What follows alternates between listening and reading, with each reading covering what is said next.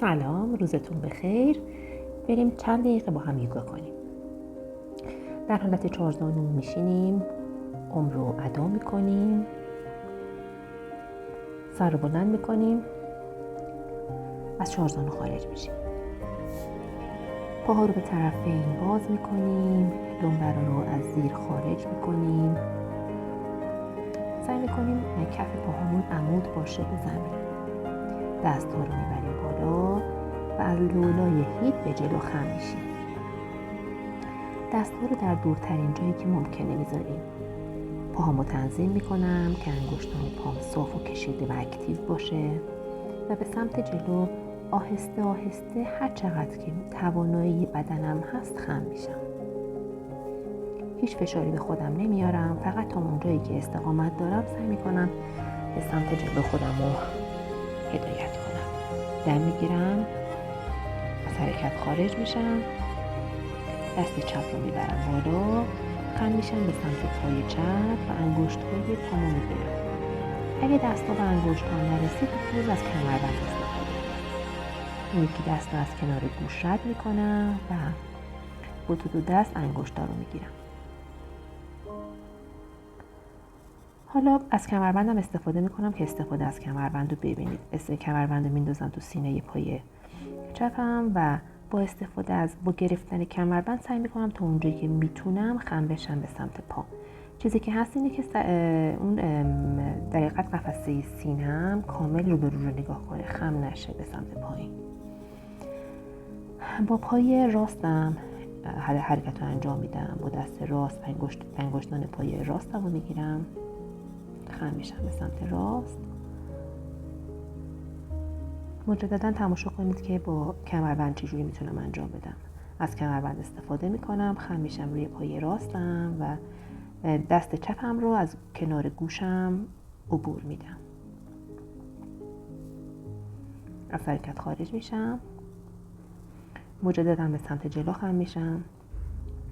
با مکیدن استخوان رانم توی لگن خم شدن به سمت جلو آسون تر میشه. دم میگیرم با بازدم، یکی دو بار به سمت چپ و راست خم میشم.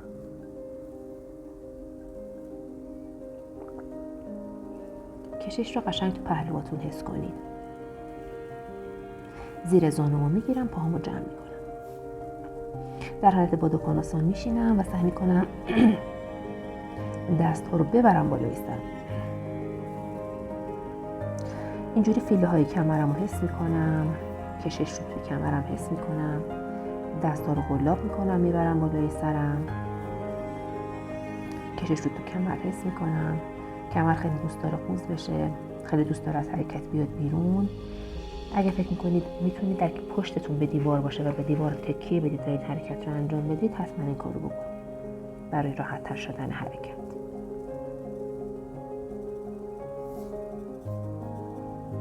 حالا میخوایم یه پیچ سبکم انجام بدید. چهارزانو میشینید، دست ها رو بالای سرم میبرم، دست چپم رو میذارم روی زانوی راستم و سعی میکنم با استفاده از دست هل بدم، خودم رو بکشم بالا و بپیچم.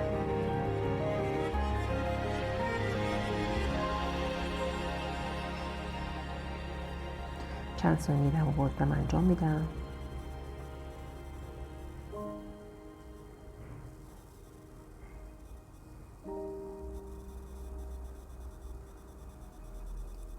با طرف دیگه این حرکت رو انجام میدم. دست راست رو میذارم روی زانوی پای چپ و سعی میکنم زانومو بکشم و خودم رو بپیچونم.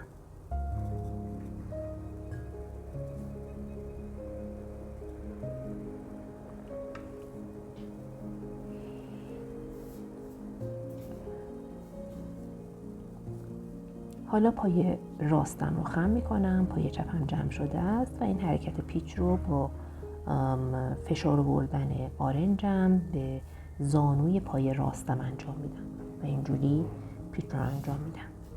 حالا پای چپم رو خم میکنم، دست راستم و آرنجم رو میذارم به زانو و سعی میکنم پیچ رو حول ستون فقراتم انجام بدم.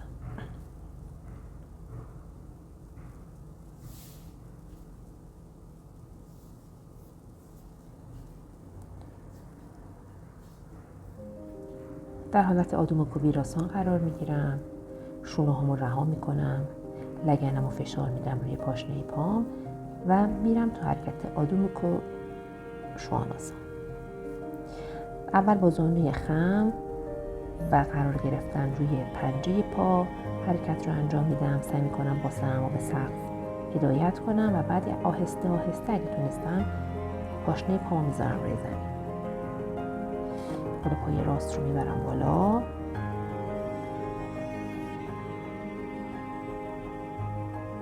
پای چپ رو میبرم بالا به سمت سقف.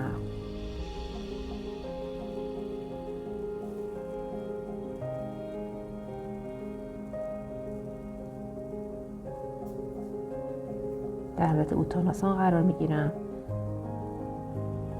سعی میکنم بدنمو بکشم پایین، سینه هامو به زمین نزدیک کنم.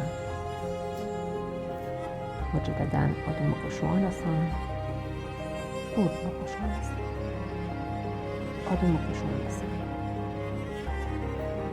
اوردنوکو شواناسان، آدوموکو شواناسان، اوردنوکو شواناسان و اوتاناسان. تو اوتاناسان قرار میگیرم. کف دستا رو میذارم کنار پام. بدنمو جلوی بدنمو کشیده میکنم و از حرکت خارج